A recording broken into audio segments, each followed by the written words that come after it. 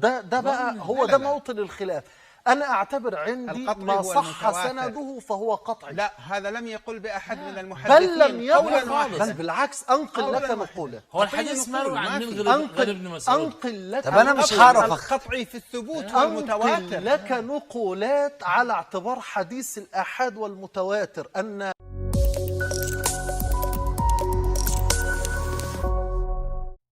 Assalamualaikum warahmatullahi wabarakatuh. Salam harmoni. Sahabat-sahabat harmoni sekalian, di video kali ini kita akan menyaksikan, saya tidak mau menggunakan istilah debat lagi karena banyak yang protes. Oke, kita gunakan istilah diskusi. Nah, diskusinya ini antara Habib Ali Al-Jufri dengan seorang Salafi. Jadi di Mesir itu memang ada nama partai Salafi. Jadi boleh jadi orang yang akan kita lihat ini adalah salah satu anggota partai Salafi di Mesir. Wallahu alam, saya tidak tahu. Yang jelas di video aslinya Salafi diskusi dengan Habib Ali Al-Jufri tentang hukuman orang yang murtad. Nah, seperti apa diskusinya? Mari kita langsung saja kita saksikan sama-sama videonya ya. وجدنا من فسر واعبد ربك حتى يأتيك اليقين إن أول ما تحصل اليقين في القلب فأنت لست مطالبا بالتكاليف. وأنا رأيت أنا شخصيا يعني رأيت شخص فسألته أنت ما صليتش معنا الجمعة ليه؟ هو كان قاعد بره فقال لي لا خلاص أنا خادم لضريح الشيخ فلان وأنا آمنت بيه لدرجة معينة فأنا خلاص ما بقتش أصلي وما بقتش وأنا بستطيع أن أحج وأنا قاعد مكاني إلى مثل هذه الشطحات التي سمعنا عنها كثيرا في بعض الأزمنة والعصور. لما جاء الحديث عن الموقف الذي أنت مررت به، الرجل هذا الذي يخدم في ضريح وقال كذا وكذا وكذا، صار الطرح اليوم على أن هذا يمثل منهج الرجل. أنت لم تقل ذلك. صار الطرح اليوم اللي يطرح من إخواننا الذين لهم موقف من التصوف أن هذه عقيدة التصوف، مع أن علماء التصوف بالكل يقولون بكفر من قال بأن اليقين هنا حتى يأتيك اليقين واعبد ربك حتى يأتيك اليقين، معنى يصلي درجة وبعدين يترك الصلاة. جميع علماء التصوف الذين هم أئمة أهل السنة قالوا بكفر ذلك.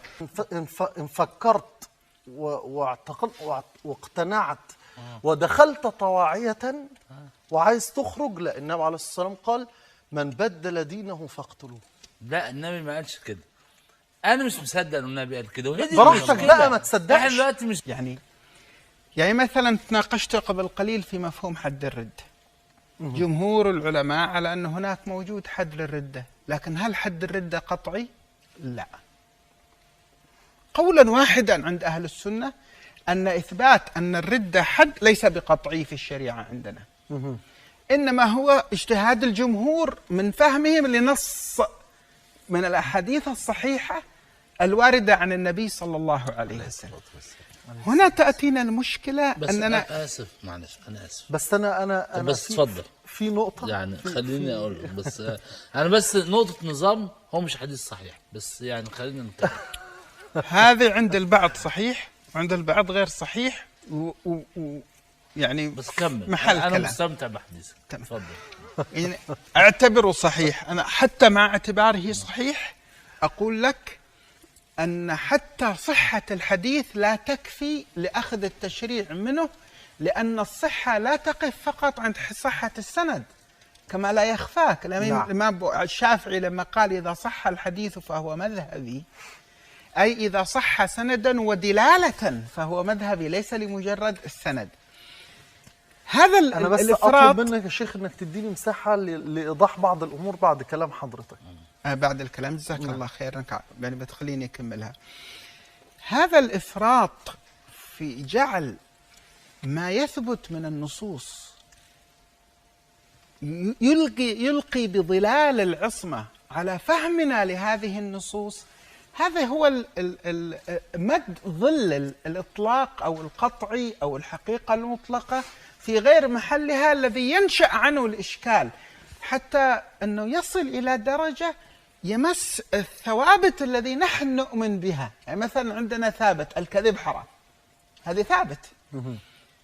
كثير من إخوتنا على سبيل المثال العملي، أنت ضربت مثال عملي، كثير من إخوتنا السلفية أو غيرهم، ولا أتهم المشايخ، يشيعون بشكل قوي ومحموم أن الفقير إلى الله شيعي. يعطى لهم ما يثبت أني لست بشيعي إلا شيعي وإن قال. ما الذي يدفع الناس عند الخلاف إلى أن تكذب حتى تشوه المخالف، مع أنها هي في قرارة نفسها تؤمن بأن الكذب حرام؟ ما الذي يجعلها تفعل ذلك؟ الإطلاقات الكثيرة أو التوسيع دائرة القطع الذي لا يقبل الأخذ والنظر يضع الإنسان في ضيق من العمل، يجعله يتصور أنه مضطر إلى أن يخالف المبادئ حتى يسير. تفضل إذا كنت الأمر الأول، إحنا لما بدأنا الحوار بيننا قلنا لابد أن نأتي بالكلام العلمي الذي هو مسؤول عند علماء كل مذهب. وبالتالي أنا لما ضربت مثال للراجل اللي عند الضريح، حضرتك ذكرت أن في مجموعة من السلفيين قالت دي مذهب الصوفية. مجموعة من العلماء ولا مجموعة من المتعالمين؟ من العلماء. طيب لما أطلقوا من العلماء اللي كلامهم مسؤول علماء ومعتبر، عند السلفية، من العلماء المعتبرين عند السلفية. لا ما هو بقى أنت عارف أن السلفية مدارس، وأن السلفية معنى فضفاض دخل فيه كل من هو بلحية. لا أنا ما أتكلم عن اللحية. يعني ما نريد ندخل في الجزئية، أو حتى ما نريد نسمي. إذن وسمي لك القامات اللي قالت هذا الكلام بغض النظر عن هي قامات عند المدرسة. لا بص يا شيخ، أنا أقصد إيه؟ أنا أقصد مبدأ وليس تسمية. تمام. أنا عايز أقول إن في ناس في الصوفية بيعملوا شطحات، وجد طبعا، واخد بال حضرتك طبعا. وهناك من بعض التيارات المخالفة حكمت عليهم ثم عممت. تمام. وكذلك وأنت ترى وكذلك الشيعة لا وكذلك السنة. أكمل سؤال يا شيخ. وأنت ترى أن هذا خطأ، طبعا، فلماذا وقعت فيه؟ يعني أنت رأيت أن بعض من انتسب إلى السلفية عمم هذا، فقلت أن هناك من السلفيين من يرى فكأنما نسب ذلك إلى كل السلفيين المتعالمين. لا هذا ليس تعميم، من السلفيين من للتبعيض يا أستاذ. لا ثواني يا شيخ. المتعالمين فيهم وليس العلماء الذين هم يعتبر كلامهم مسؤول. إذن أنا ممكن أوجه لحضرتك الرسالة وأقول من للتبعيض ويبقى خلاص أنا كده ضربت. إذا هذا برضو من إصلاح الحوار الديني بين الرؤى المختلفة. تمام. أنا هذه أول واحد. من العلماء المعتمدين من قال هذا؟ طيب إذن ومن الصوفية من فعل مثل هذه الشطحات. هنا فرق بين قال وفعل. ومن الذي قال أن كل الصوفية فعلوا هذه الشطحات؟ لحظة، أنت هنا اسمح لي أقول لك خلط بين الأمرين. ولكن هذا تحسس، هذا شوية. لا لحظة، هذا الأمر الأول. يعني أكمل الأمر الثاني. بس هنا سيدي عفوا سامحني، خلط هنا بين جزئيتين مهمتين. أن يفعل إنسان شيء مخالف للمنهج الذي يعترف أنه منهج يعتبر في حقه هو أخطأ، لكن أن ينسب إنسان إلى المنهج ما ليس فيه، هنا الفرق بين الأمرين كبير. أنا أسأل سؤال واضح جدا. هذه الشطحة التي فعلها الرجل الصوفي خادم الضريح الذي لم يدخل ليصلي الجمعة وليس بصوفي، متصوف، إلى متصوف، هل وجد من بعض الصوفية من فعل مثل هذه الشطحات؟ من الصوفية قط. الذي يقول بإسقاط الفرائض كافر بإجماع الصوفية. إذن من الصوفية التي تقصد هو ده بقى محل البحث. عشان كده لا ثواني يا أخي. لا يا شيخ حسن، اليقين أساسا اللي انت بتقوله تسبب في صراعات عديدة بين المذاهب. والله انتوا عملتوني كده. انا بس خليك ثواني. نعم خليك ثواني. بانت اهميتنا نقول مين بالنسبه لمين. اوضح طيب لك علشان انا الوقت خلاص. هذه الجزئيه الاولى.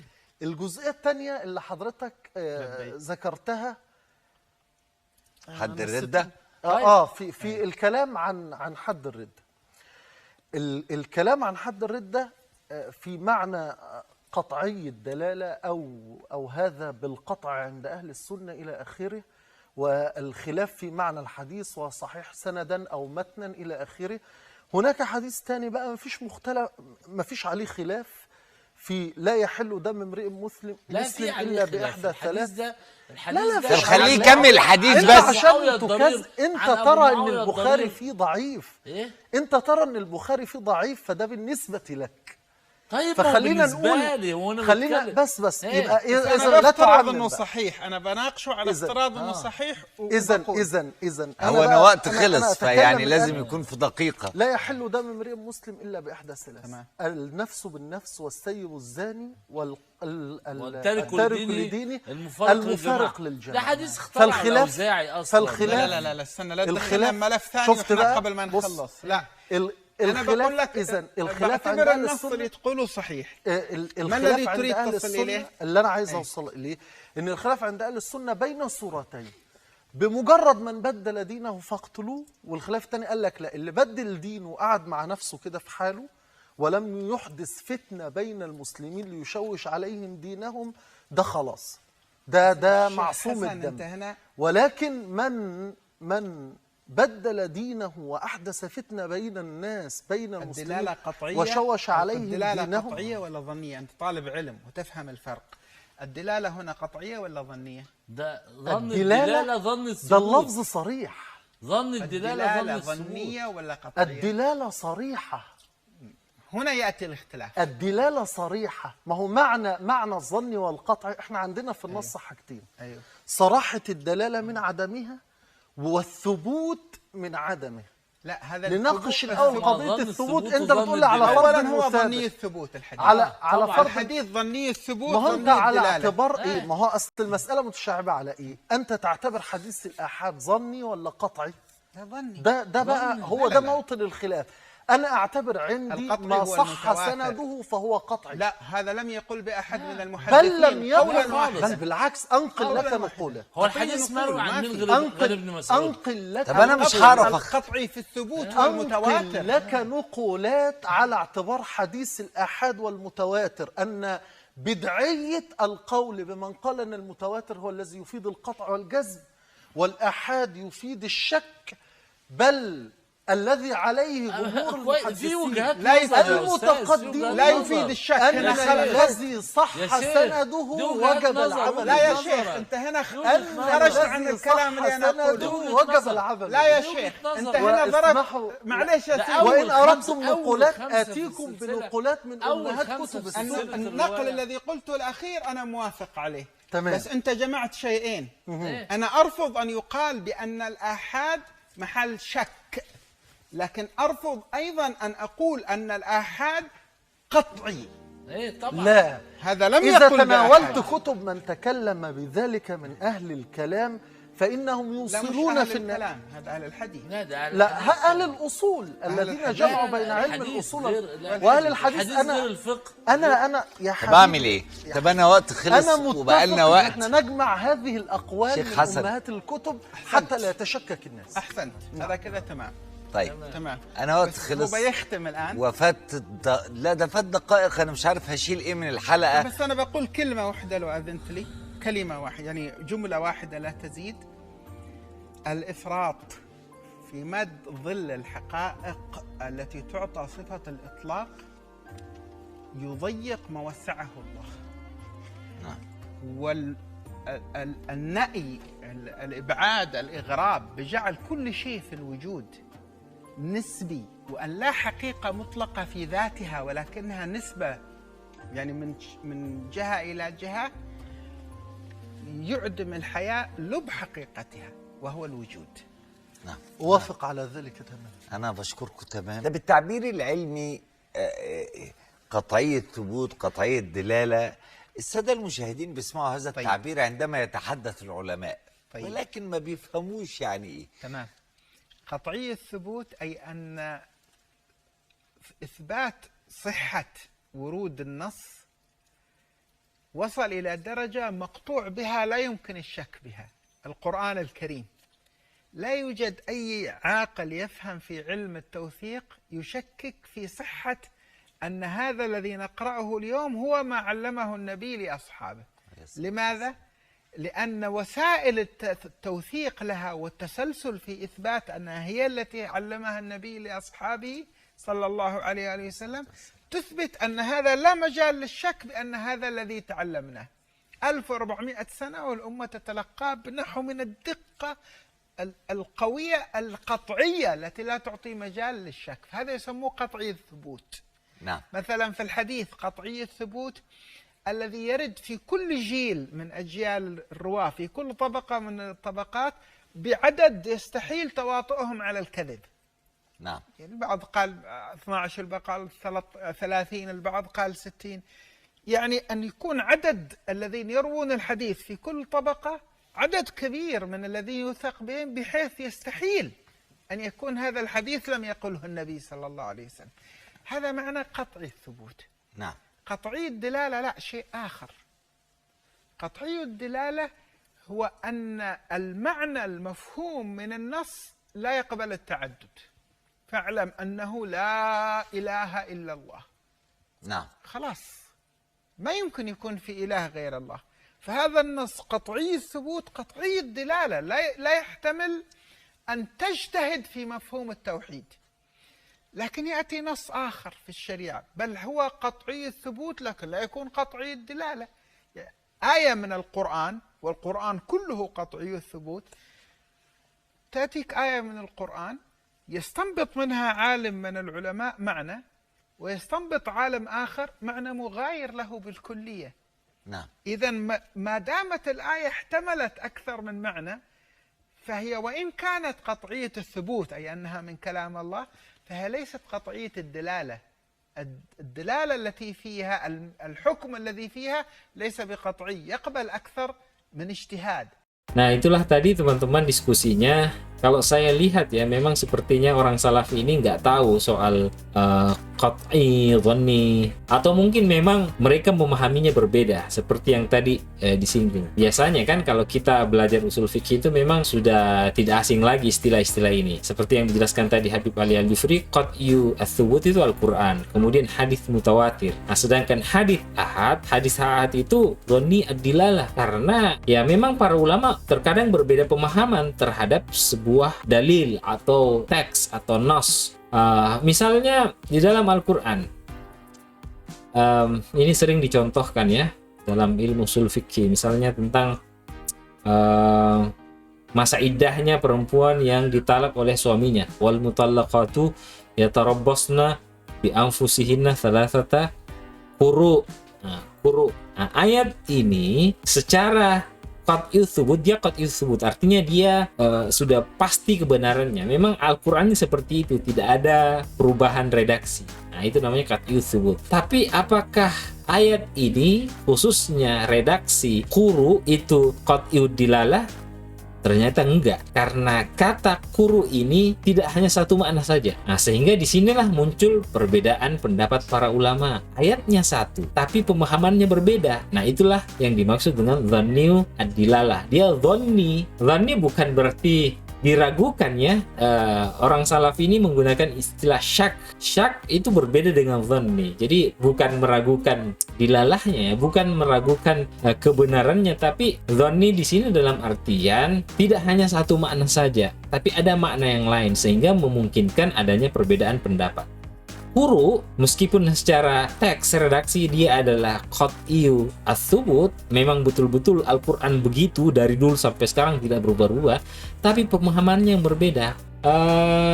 Misalnya Imam Asy-Syafi'i, mazhab Syafi'iyah ini ketika memahami makna kata quru dalam ayat ini itu dipahami dengan makna suci. Nah, sedangkan mazhab yang lain, kalau saya tidak salah mazhab Hanafiyah, Imam Abu Hanifah, yang memaknai kata quru di sini haid. Satu memahami quru dengan arti suci, satu lagi memahami quru ini dengan makna haid. Kan berbeda maknanya. Satu suci, satu dimaknai dengan haid. Tentu konsekuensinya berbeda. Yang lebih lama tentu masa iddahnya adalah yang 3 kali suci. Nah, itu salah satu contoh bahwa di dalam Al-Quran, memang Al-Quran itu dalil itu atau hadis mutawatir itu qat'i tsubut, tapi belum tentu dia dhanni ad-dilalah. Boleh jadi ada makna yang berbeda di situ, memungkinkan para ulama berbeda pendapat. Sehingga kata Habib Ali Al-Jufri tadi, al-ifrat itu menyempitkan persoalan yang seharusnya bisa luas, bisa fleksibel, tapi dipersempit oleh pemikiran yang kaku, yang ekstrim inilah. Nah, inilah yang berbahaya. Ketika ada hadis misalnya, siapa yang keluar dari agama Islam, bunuh dia, ya karena dianggap itu sudah sahih sanadnya, berarti langsung bisa diamalkan. Enggak. Nah, ternyata para ulama tidak langsung mengamalkan hadis tersebut. Nah, itulah yang dimaksud dengan dhonniyu ad-dilalah. Nah, itulah ikhtilafu ummati rahmah, sehingga kita bisa lebih terbuka pikiran kita. Oke, saya kira demikian video kali ini. Semoga bermanfaat. Terima kasih sudah menyaksikan, dan jangan lupa selalu dukung kami dengan mengklik tombol subscribe, klik tombol like, dan berikan komentar di bawah. Terima kasih. Saya akhiri. Wassalamualaikum warahmatullahi wabarakatuh. Salam harmoni.